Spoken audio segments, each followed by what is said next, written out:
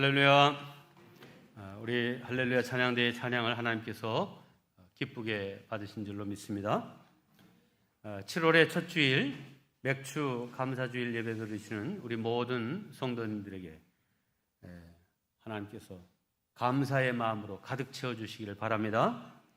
우리 심령이 감사의 마음으로 가득 차게 되면 과거보다 현재가, 그리고 현재보다 미래가 더 아름다워지는 놀라운 은혜가 임하게 될 줄로 믿습니다. 지난주까지 잠언서를 이제 다 마치고 앞으로 2주 동안은 야고보서를 통해서 말씀을 나누도록 하겠습니다. 이 야고보서의 별명은 신약의 잠언서입니다. 그러니까 이 신약의 지혜서가 야고보서라는 것입니다. 자, 그렇다면 지혜란 무엇입니까? 지혜란 복이 되는 길을 아는 것이 지혜입니다. 자, 그런데 오늘 본문 25절은 이렇게 말합니다. 자유롭게 하는 온전한 율법을 들여다보고 있는 자는 듣고 잊어버리는 자가 아니요 실천하는 자니 이 사람은 그 행하는 일에 복을 받으리라. 그 행하는 일마다 복이 되는 길을 아는 사람, 그 사람이야말로 지혜자이죠. 자, 그런데 이 야고보 사도는 말씀을 듣고 행하는 자, 그가 그 행하는 모든 일에 복을 주시는 것을 아는 자다, 이렇게 말씀하고 있습니다. 성경은 성경 자체로 여러 가지 비유로 이 성경이 무엇이다 이렇게 말합니다. 첫째는 성경은 길이다 이렇게 말합니다. 근데 이 길도자와 진리도자가 한문으로는 같은 자를 쓰고 있습니다. 그러니까 이 하나님의 말씀은 우리 인생길을 바르게 지도하는 길과 같은 역할을 하는 말씀이다 하는 것이죠. 또 성경은 등불이다. 주의 말씀은 내 발의 등불이요, 넘어지지 않게 엉뚱한 길로 가지 않도록 우리를 잘 비춰주는 것이 하나님의 말씀입니다. 또 오늘 말씀에서는 성경은 거울이다 이렇게 말합니다. 네, 거울은 비춰봄으로 자신의 문제를 알고 또 고치고 아름답게 하는 기능이 있습니다. 이 성경이 곧 그런 거울이다라는 것입니다. 자, 오늘은 이 세 번째 말씀, 성경은 거울이다, 여기에 초점을 두고 말씀을 나누겠습니다. 함께합니다. 성경은 말씀의 거울이다. 네, 성경, 거룩한 경전이란 말이죠. 그때는 홀리 바이블이란 말은 다른 말로는 홀리 미러, 거룩한 거울이다, 이런 말입니다. 자, 성경은 자신을 비춰보되 특별히 내면을 비춰보는 거울입니다. 그냥 일반적인 거울은 우리 육체의 자신의 이 겉모습을 비춰보고 뭐가 문제인지, 뭘 고쳐야 되는지, 뭘 닦아야 되는지, 뭘 단장케 해야 되는지 이런 것을 살펴볼 수 있게 합니다. 그래서 더 아름다운 모습으로 변화될 수 있도록 안내하는 것이 거울입니다. 이와 똑 마찬가지로 성경은 자신의 그 내면을 들여다보게 하고 또 그것을 고칠 수 있는 길이 무엇인지를 알게 하고 인생의 새로운 방향으로 더 아름다운 곳으로 나아가도록 이끄는 것이 하나님의 말씀입니다. 그래서 신앙생활이란 무엇인가 이렇게 정의할 수 있습니다. 매일 말씀의 거울 앞에서 자신을 살펴보는 삶, 그것이 곧 신앙생활이다. 함께합니다. 말씀의 거울 앞에서 자신을 살펴보는 삶. 네, 오늘 이 말씀의 거울 앞에서 우리가 해야 될 일이 있습니다. 함께합니다. 말씀의 거울 앞에서 우리가 해야 할 일이 있다. 세 가지입니다. 첫째는 성찰이고요, 둘째는 회개고, 셋째는 실천입니다. 함께합니다. 성찰, 회개, 실천. 네, 오늘 이 세 가지를 여러분 말씀을 나누겠습니다. 오늘 23절과 24절에 이렇게 말씀합니다. 누구든지 말씀을 듣고 행하지 아니하면 그는 거울로 자신의 생긴 얼굴을 보는 사람과 같아서 제 자신을 보고 가서 그 모습이 어떠했는지를 곧 잊어버리거니와 그랬어요. 여러분, 거울을 보는 이유는 거울을 보고 어디 뭐 묻은 건 없는지 헝클어진 건 없는지를 보고 깨닫고 고치기 위함입니다. 자, 얼굴을 이렇게 거울에 비춰보니까 이렇게 뭐 묻었어요. 검게 묻었어요. 그럼 어떻게 돼요? 즉시 물로 닦든지 티슈로 닦아내야 완전함에 이를 수 있습니다.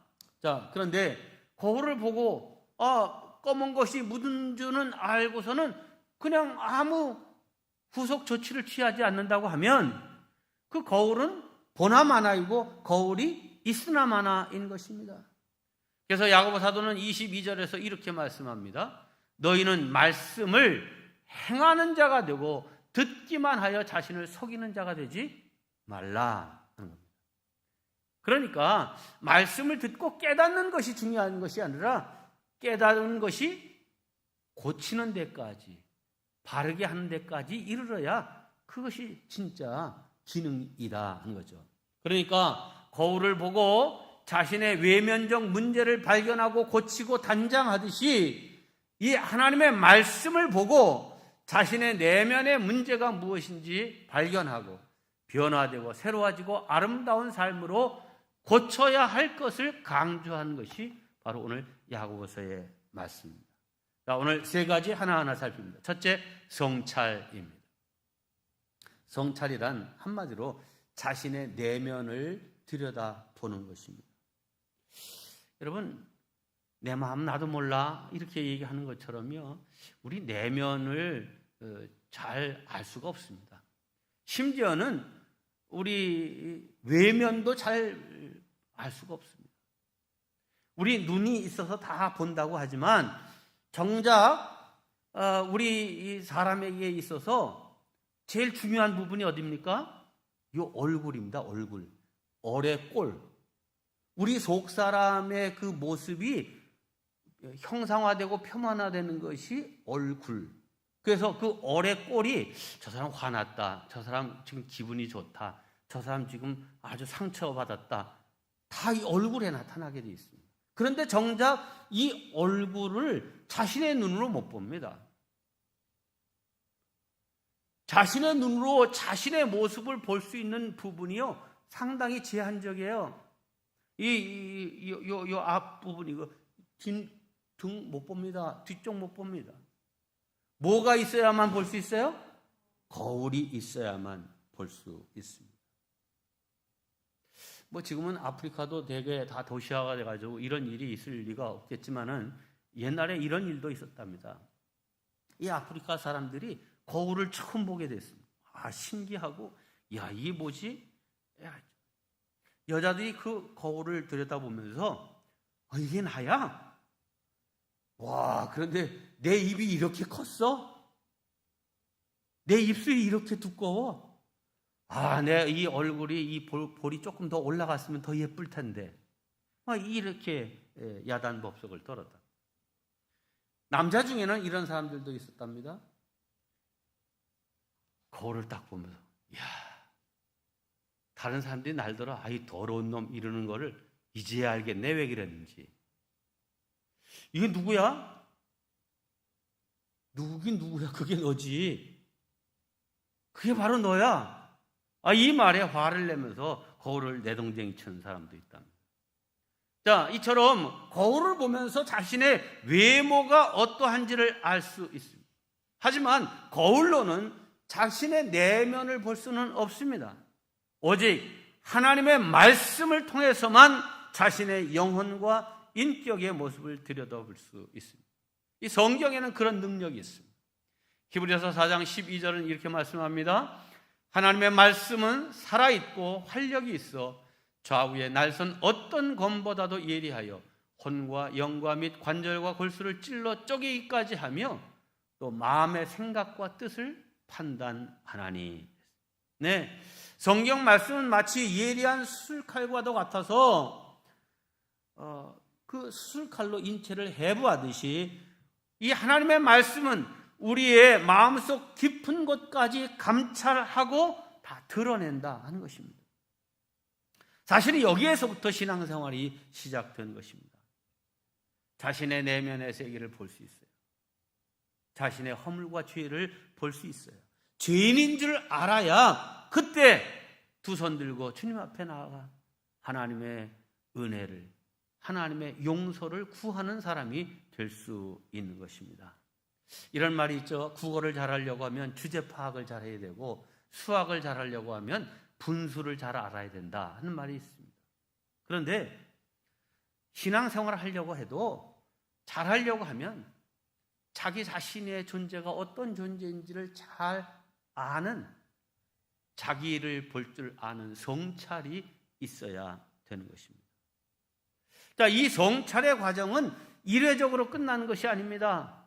우리 신앙생활하는 일생 동안 계속해서 반복적으로 이루어져야 될 일이죠. 그것을 칭의, 우리가 예수 믿고 회개하고 세례 받으면 너는 이제 하나님의 자녀가 되었다, 의롭게 되었다 인정해 주십니다. 근데 그걸로 끝나는 것이 아니라 우리는 그 이후로 계속 성화의 단계, 그리스도의 완전까지 이르러가는 과정이 필요한 거죠. 그래서 그리스도인의 완전, 그것을 성화라고 하는데, 이 성화의 단계에 이르는 것은 무엇이냐 하면 요한 웨슬리 목사님이 이렇게 표현했습니다. 의도의 순수성을 가지고 모든 일을 사랑으로 행할 수 있는 단계, 이게 그리스도인의 완전이다, 성화에 이르렀다, 이렇게 표현하는 것입니다. 함께 합니다. 의도의 순수성을 가지고 모든 일을 사랑으로 행하는 단계에 이르자. 네, 이게 그리스도인의 완전이고 성화에 이르렀다, 우리의 목표입니다.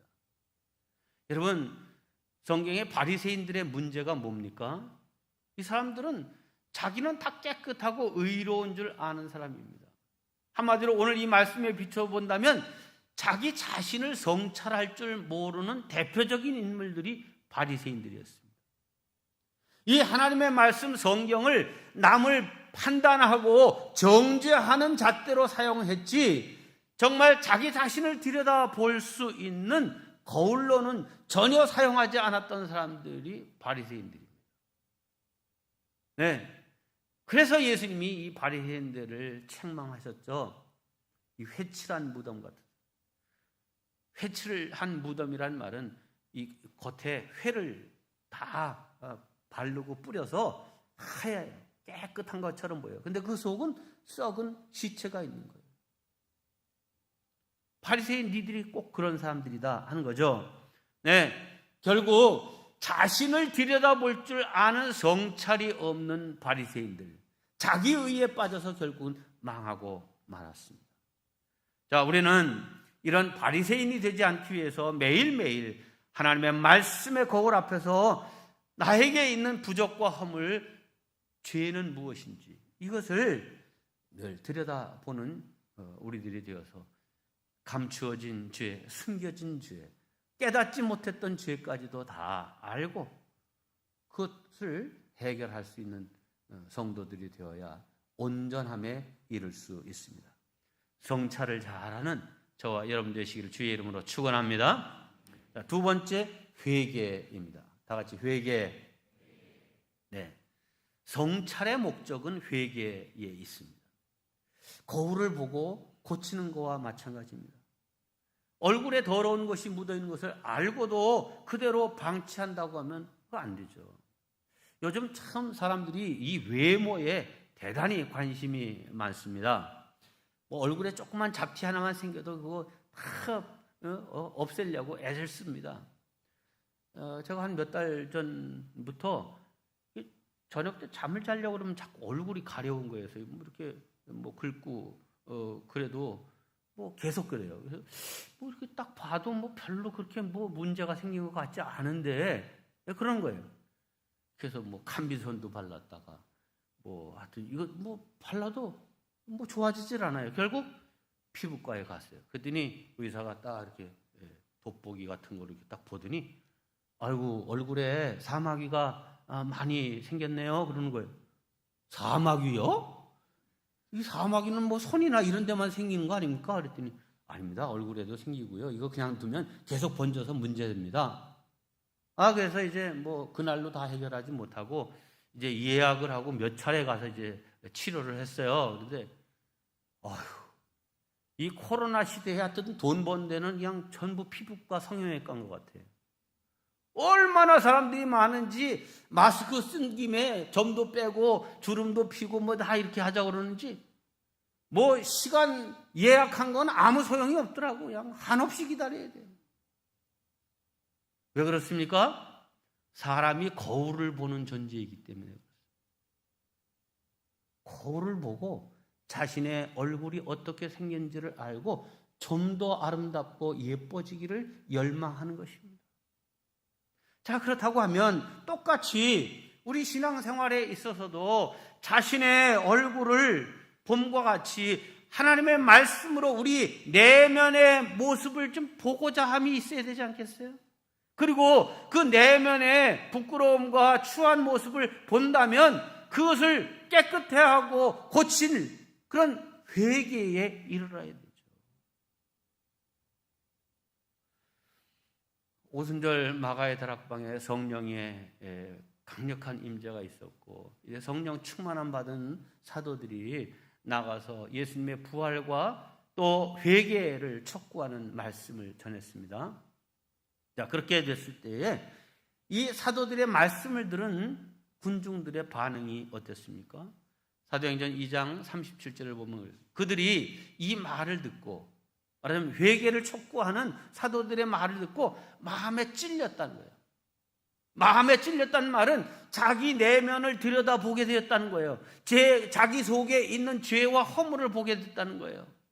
그래서 베드로와 다른 사도들에게 물어 이르되 형제들아 우리가 어찌할꼬 우리 속에 있는 이 더러움과 죄를 보게 되었으니 이거 어떻게 해결해야 될꼬? 이렇게 물은 거죠. 예. 내면에 있는 허물과 죄를 깨닫고 즉시 우리가 해야 될 것은 회개입니다. 회개. 예. 이게 회개한 사람들이 초대 교회를 예루살렘 교회를 이룬 사람들이 됐죠. 회개가 중요합니다. 여러분 영화 배너 아시죠? 이 영화 배너는 1959년도에 처음 제작되어서 발표됐던 영화입니다. 포스터 아마 익숙하시리라 생각합니다. 아마 대부분 다 배너 영화 보셨을 거예요. 오른쪽에 있는 빨간색 책은 1902년도에 발행됐던 그 책인데 제가 배너 책을 이렇게 검색을 해보니까 저기 있는데 저게 1902년도에 발간된 책인데 70불에 팔더라고. 살까 하다가 그만뒀는데 이 영화 배너를 만든 원책인 이 배너는 류 월리스라고 하는 사람이 쓴 소설입니다. 근데 이 월리스라고 하는 사람은 별 4개 장성이었으면서 정치하는 사람이었습니다. 그런데 이 사람이 아주 지독한 반기독교 인사였습니다. 그래서 그가 어떤 마음을 품었냐면 이 성경의 허무맹랑한 것, 이치에 맞지 않는 여러 가지 그런 내용들을 조목조목 이제 평가하고 비판해서 더 이상 성경이 성경되지 못한 기독교인들이 성경을 믿지 않도록 하는 그런 아주 역사적인 책을 내가 하나 써야 되겠다 마음 먹고 성경을 이제 아주 조목조목 읽기 시작했어요. 그런데 성경을 읽으면 읽을수록 이 속에서 자신이 하나님 앞에서 죄인됨을 알게 됐고 결국은 이 하나님의 말씀 앞에 무릎 꿇고 주님 저는 죄인입니다 라고 하는 고백을 하게 됐어요. 그리고 그 마음이 180도 바뀌어져서 그래 내가 정말 하나님이 역사하시고 하나님의 말씀은 살아있고 운동력 있는 말씀인 것을 증언하는 책을 써야 되겠다 해서 쓴 것이 배너입니다.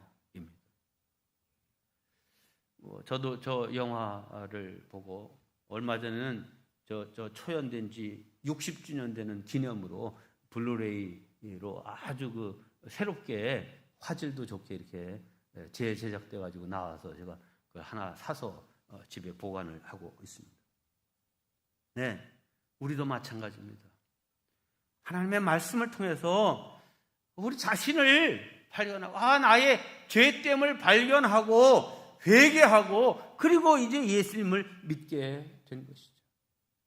그리고 예수 믿게 된 이후도 여전히 우리 속에 아직 죄성이 남아 있기 때문에 이 모습을 계속 보면서 성찰해서 보고 회개하고 새로워지는 이 과정이 계속되어서 성화의 단계로 나아가야 하는 것입니다. 부디 이 말씀의 거울 앞에서 이런 회개와 성화의 과정을 성실히 걸어가는 저와 여러분 되시기를 주님의 이름으로 축원합니다. 마지막 세 번째, 실천입니다. 함께합니다. 실천. 네. 이제 말씀의 거울을 보았다고 하면 최종 종착점은 실천입니다. 만약 이것이 행동으로, 삶으로까지 이어지지 못한다고 하면 그것은 자기 기만입니다. 22절을 다시 한번 보겠습니다. 너희는 말씀을 행하는 자가 되라. 듣기만 하여 자신을 속이는 자가 되지 말라. 네, 하나님의 말씀을 이제 듣고 보고 읽고 그것이 구체적인 삶의 열매로까지 연결되지 않는다고 하면 차라리 읽지 말고 보지 말고 듣지 마라 하는 그런 말씀입니다. 실천이 그만큼 중요한 것입니다. 이 실천은 신앙의 열매입니다. 여러분, 그 믿음이 진짜라고 하면 삶과 행동을 통해서 표현되고 나타나야 됩니다. 여러분 가운데 그냥 나무를 탁 보면 이거 배나무다. 이거 사과나무다. 이거 살구나무다. 나무만 보면 척 다 알아볼 수 있는 분 한번 손 들어보세요. 나무만 보면 이건 다 무슨 나무다 하는 거 아는 분? 손 드는 줄 알았더니 마스크만 만지시네. 네, 과일 나무라도요, 나무 딱 보고선 무슨 나무다 알기가 쉽지 않습니다. 자, 그런데 여기 배가 열린 배나무가 있고요, 사과가 열린 사과나무가 있고, 감이 열린 감나무가 있어요. 다 열매들이 맺혀 있어요. 그런데 이게 무슨 나무입니까? 하면 배가 열려 있으면 이게 무슨 나무예요? 배, 사과가 열려 있으면 열매가 달려 있는데도 난 그 무슨 나무인지 모르겠는데요 하는 사람 손 들어봐요. 아무도 없잖아요. 우리가 나무 자체는 잘 몰라도 그 맺힌 열매를 보아 그 나무가 어떤 나무인지 안다 이 말이죠. 예수님이 말씀하셨습니다. 우리가 그리스도인이다 라고 하면 그리스도인다운 삶의 열매가 있으면 나가서 크게 얘기하지 않아도 저 사람은 하나님의 자녀구나, 예수 믿는 사람이구나 라고 하는 것을 알 수 있다는 거예요. 문제는 교회를 다니고 예수를 믿는다고 하는데 그 다운 열매가 없는 거예요. 생전 배가 열매를 맺지 않는 배나무라고 하면 그 배나무라고 할 수 있습니까? 네, 실천이 중요한 거죠. 야고보 사도는 2장에서 아브라함의 예를 들어서 이 실천, 행함의 중요함을 이렇게 강조했습니다. 허탄한 사람아, 행함이 없는 믿음이 헛것인 줄을 알고자 하느냐? 우리 조상 아브라함이 그 아들 이삭을 제단에 바칠 때에 행함으로 의롭다 하심을 받은 것이 아니냐? 내가 보거니와 믿음이 그의 행함과 함께 일하고 행함으로 믿음이 온전하게 되었느니라. 네, 이 행함과 믿음은 동전의 양면과 같고 이게 일체화되지 않으면 그거 허무한 것이다 하는 것이죠. 한국교회의 가장 심각한 문제 중에 하나는 바로 믿음은 있는 것 같은데 믿음의 사람다운 삶의 열매, 실천이 없는 것입니다. 여기에 대해서 야고보 사도는 아주 단호하게 이렇게 말합니다. 영혼 없는 몸이 죽은 것 같이 행함이 없는 믿음은 죽은 것이다. 디도 사도는 이렇게 말하죠. 그들이 하나님을 시인하나 행위로는 부인하니 가증한 자예요. 예, 나는 하나님 믿는다고, 예수 믿는다고 말은 해요. 그런데 삶을 보면 그렇지 않아. 그런 사람은 가증한 자다는 거예요. 명목상의 그리스도인일 뿐이지 실제의 삶은 불신자인 것입니다.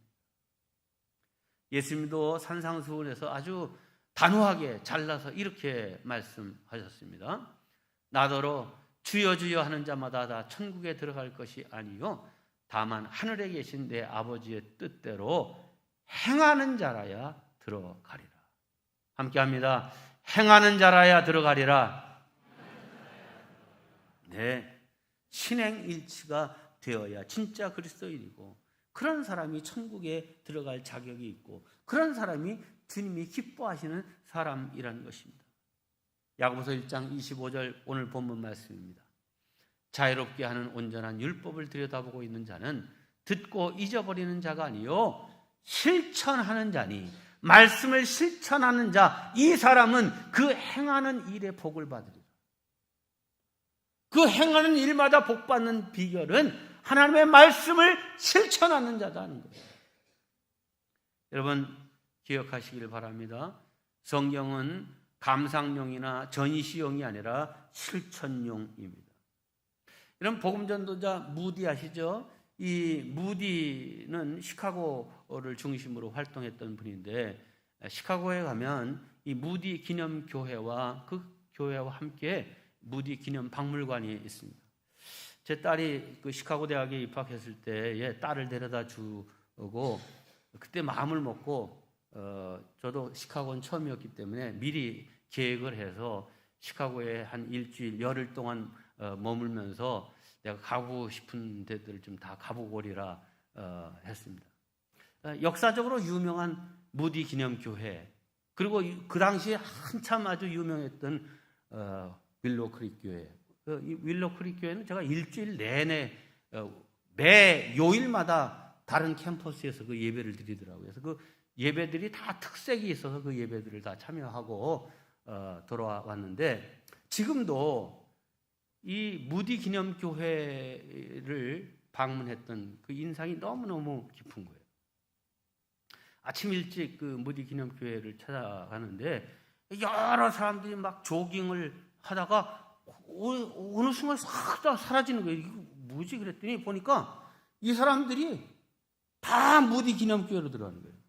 도로와 이렇게 딱 인접해 있으면서 이렇게 밑으로 이렇게 싹 내려가는 식으로 예배당이 되어 있는데요. 딱 들어가니까 그냥 저절로 그냥 마음이 하나님께로 모아지는 그런 아름다운 예배당이었습니다. 그리고 이 예배당 옆에 있는 무디 기념 박물관을 구경하면서 아주 인상 깊었던 것은 여기에 전시된 무디가 평소에 사용했던 성경책이 거기 딱 전시되어 있는데요. 보여주세요. 저 성경인데 이 성경 곳곳에 메모가 이렇게 쓰여져 있는데 T, P 이런 글씨가 쓰여져 있습니다. 이 T라고 하는 말은 tried. 내가 이 말씀을 내 삶으로 실천해 봤다 하는 말씀에는 그렇게 T자를 써놨고요. P는 proved. 이 말씀은 내 삶에 이루어졌다, 검증되었다. 이 말씀대로 나에게 축복이 임했다라고 하는 말씀에는 P자를 딱 써놨더라고요. 야, 그걸 보면서 그래, 이 무디는 그냥 말씀을 전파하고 말씀을 선포하는 사람이 아니라 그 말씀대로 살고 말씀대로 축복을 받아 누렸던 사람이구나 하는 것을 바로 성경을 통해서 알 수 있었어요. 사랑하는 성도 여러분, 이제 말씀을 마칩니다. 여러분 하루에 거울을 몇 번씩이나 보십니까? 일부러 거울을 보는 때는 아침에 샤워하고 머리하고 막 이렇게 할 때 주로 보겠지만 평상시 일상을 생활하면서도 굳이 꼭 거울이 아니더라도 건물에 비친 유리라든지 심지어 이런 피아노도 이렇게 이게 다 얼굴이 이렇게 비치잖아요. 또 스텐으로 되어 있는 이 기둥이나 이런 데도 우리 사람의 모습이 보여집니다. 자, 이렇게 본다고 하면 의식적이든 무의식적이든 하루에 수십 번씩 여러분 거울을 봅니다. 자, 그렇다고 하면 우리의 영혼과 우리의 삶을 위해서도 이 말씀을 끊임없이 보아야 하지 않겠습니까? 이 성경을 분량을 정해놓고 있든지 시간을 정해놓고 있든지 꾸준히 읽는 성도들 되시길 바랍니다. 우리 교회 그런 성도들이 너무 많은 것이 참 감사하고, 또 이 성경을 늘 이렇게 읽기가 쉽지 않으면 드린 핵심 409절 말씀 1시간이면 싹 다 읽을 수 있고요. 성경의 주요 핵심적인 구절을 4 카테고리로 이렇게 100절씩 묶어놓은 겁니다. 권장하기는 그냥 적어도 하루 15분 100절씩 꼭 읽고 암송하시라는 거죠. 여러분, 이 말씀이 여러분에게 암송되어지면 이 말씀이 여러분 인생의 방패가 되고 등불이 되고 길이 되고 여러분들을 담대케 하고 하나님의 사람으로 온전케 하는 말씀이 되리라고 저는 확신합니다. 이 말씀을 늘 가까이 하고 이 말씀 안에서 자신의 내면을 성찰하고 잘못된 것이 발견되면 회개하고 또 삶을 고치고 실천하는 그러한 사람이 되어서 영적으로 승리하고 성화에까지 이르는 모든 성도들, 저와 여러분 되시기를 주의 이름으로 축원합니다. 자, 이 시간 오늘 말씀을 마음에 새기면서 잠시 기도하는 시간을 갖겠습니다. 도전이 되는 말씀, 새 결심을 하게 되는 말씀, 헌신케 한 말씀을 붙잡고 주여 나로 그렇게 살게 하옵소서. 함께 기도하겠습니다. 하나님 아버지, 우리를 사랑하시고 축복하시고 인도하여 주셔서 하나님, 우리 자신들이 말씀의 거울을 통해서 우리 자신의 영혼과 인격의 모습을 들여다보게 하시고 거울인 이 성경 말씀을 늘 가까이 하는 자들 되게 하여 주시고 우리의 삶과 행동을 통해서 정말 우리의 믿음이 정확하게 표현되고 증거될 수 있는 살아있는 말씀의 사람들 되도록 인도하여 주시옵소서. 그래야 하나님께 영광 돌리며 거룩하고 복된 삶을 살아가는 자들 되도록 주님 인도하여 주시옵소서. 큰 은혜와 사랑으로 권능으로 함께하여 주시고 도와 주실 줄 믿습니다. 주님 도와 주시옵소서.